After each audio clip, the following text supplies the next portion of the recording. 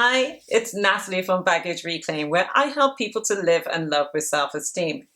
It's Wednesday, and that means that it's Advice Wednesday, where I help people to figure out their tricky situation. This week's question comes from Michelle, who wants to know, how do I let other new women in our circle know about the predator in our midst? She says, how can I make an ex-Mr. Unavailable's behavior public if it feels predatory and it seems to focus on newbies? I was new to the local performer community at the time we met. My ex-Mr. Unavailable occupies a status position in our performer community. He produces the shows. It's been a year of no contact. After making more friends in the community, it all added up. I have not talked publicly about his boundary crossing, his continual pressure to have sex soon after we met, etc., with any other women in the community because I didn't want to contribute to gossip that seems to run rampant in this community. And yet I have heard others tell stories that corroborate his entitlement to touch. He doesn't like to hear no, he shops his laundry list of woes around, etc. Being new, he seems universally loved. I thought that maybe I was the only one who saw him differently, but as I've gotten to know others, they've shared their stories too. I just haven't contributed. I've decided I need to share my experience too. Do you have advice on how I can warn my new female colleagues about his behavior and avoid it coming off as gossip?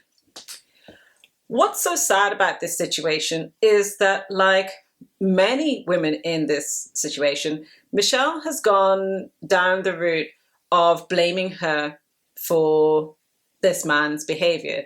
So she kind of, I guess, made out to herself that she was the exception, that everybody else was getting the universal charmer, the guy who's the pillar of community, liked by everyone.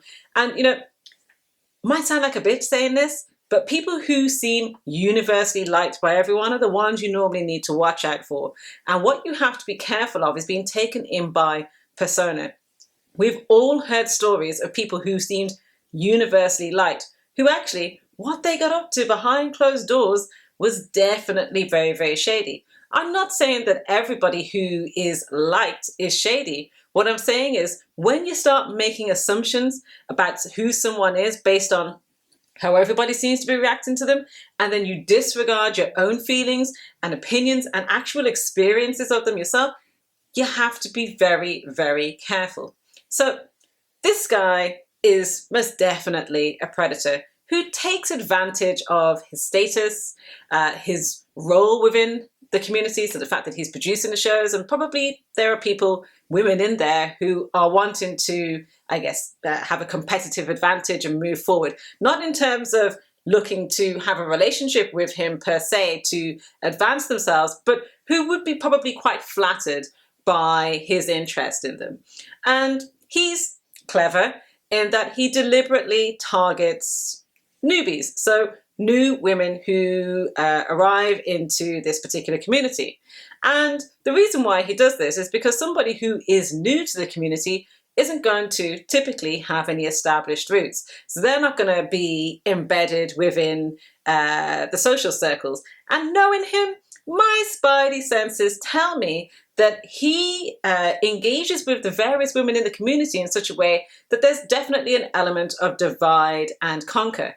This guy is running a harem, or is certainly treating it like a harem, and the women within that community are behaving like harem members. So there is a competitive atmosphere. This, even though some of them probably are like, oh my God, this guy's like an asshole. I can't believe he's behaved like this. There's a part of them that kind of wants to be the special chosen one, wants to be like it was at the beginning of their time there with this particular community. And so this guy then knows that he very likely can get away with what he's doing because at the time the person is new, and so they don't know what he's up to, and they're not going to talk to anybody about it because who are they going to talk to? This newbie probably is being seen as, oh look, this is the latest one coming in. People probably aren't talking to her, when in actual fact that's exactly what they should be doing. And so he gets to take advantage of that.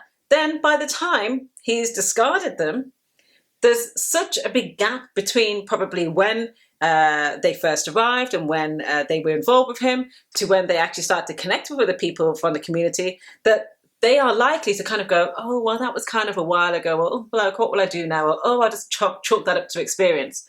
The other thing that goes on here is that he relies on the whole, like, trying to make that, that particular prey, his latest target, feel special. And so he, preys on that.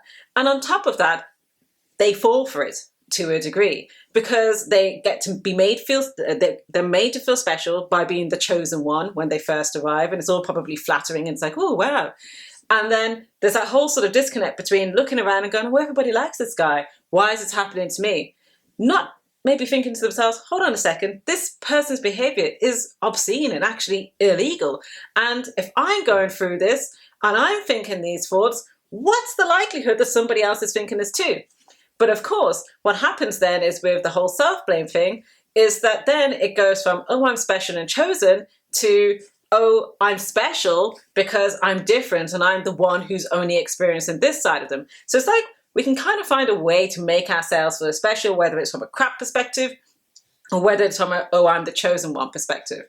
And what's really, really sad really as well in this situation is it really exemplifies where, and this is aside from his own actions and the fact that he's gone unreported and it's gone unaddressed as well, but that as women, that sometimes we can be our own worst enemies in the sense that we can be competitive. It's like we see life as being like this shallow pot to draw from, and we're all fighting for the same pot. And it's like, oh, we've all got to scrabble for it. There's this lack. There's this, it's like, oh, if I don't get it, somebody else is going to take my share. When actually there is no such thing as a share. There is no such thing as a pot.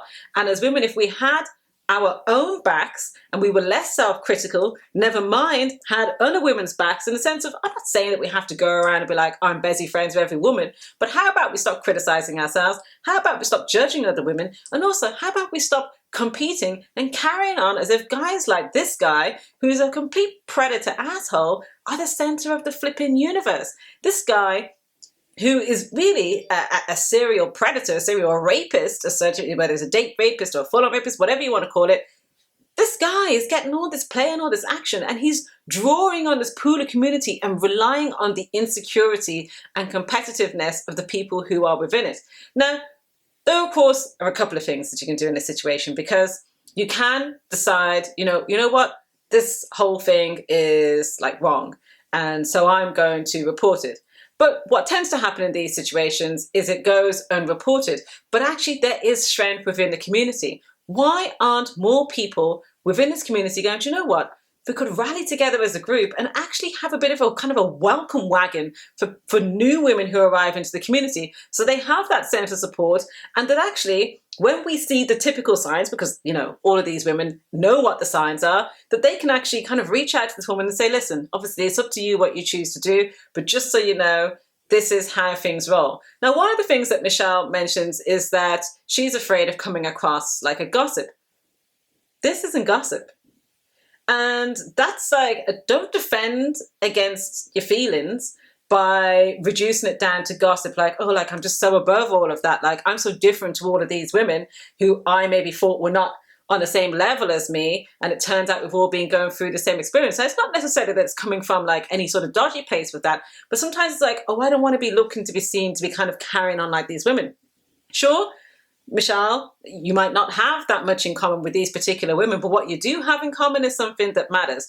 And it's not about gossip. Gossip is when you're going around spreading something that is not true or exaggerating it. And yes, gossip is also maybe talking about something with, I don't know, malicious or unkind intention. And yes, not all gossip falls into that, but there's something to be said here about the fact that more talk needs to happen, not in the sense of like comparing notes, but more in the sense of sharing experience so that each of you can help each other, but also help the future women that enter into the community.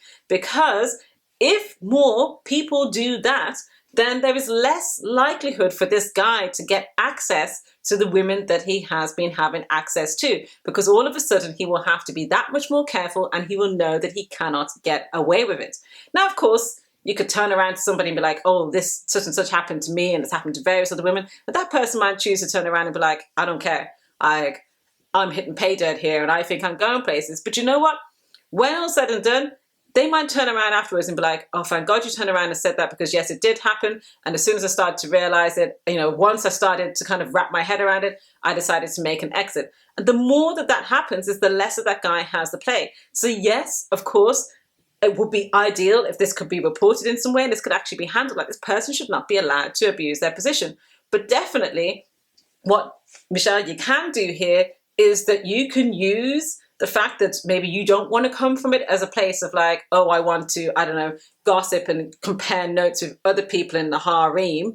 And instead, I want to collaborate and empower so that we can collectively, whether it's only with a few people or with quite a number of people, make sure that we can support each other and support the new women that come in. That's an opportunity. That's an opportunity, Michelle, because you can actually make a difference. It's not about gossip. Don't invalidate other women's experiences of this guy, but definitely, most definitely, don't exaggerate your own. One of the things that I really recommend to people who have typically sort of been, I don't know, taken in by the whole status thing, and who tend to go, oh, like, they're such a pillar of the community, or, oh, everybody likes them, or, oh, they helped the little old lady down the street, is I recommend that they look into their past and ask, what is the baggage behind it? Who is it from their past, or what experience is it from their past that has taught them that persona is the same as character, or to basically disregard their experience of somebody because of what the social proof is like, oh, everybody else likes that person. Because if you can look into that and recognize, oh, I have a charming father or mother who I've learned that from, and so I just kind of see that as normal, or I tend to think, oh my gosh, like, I'm really, really flattered by that, then you can see what might be your vulnerability to being drawn in by somebody like that, and then you can take better care of you. Michelle, I wish you the best of luck with this situation. The most important thing is that you do something, that you say something. Not enough women, and of course men go through these experiences as well, but not enough men and women speak out about these things. And instead we keep our silence. And it's that code of silence that actually allows these predators to roam free. Take care.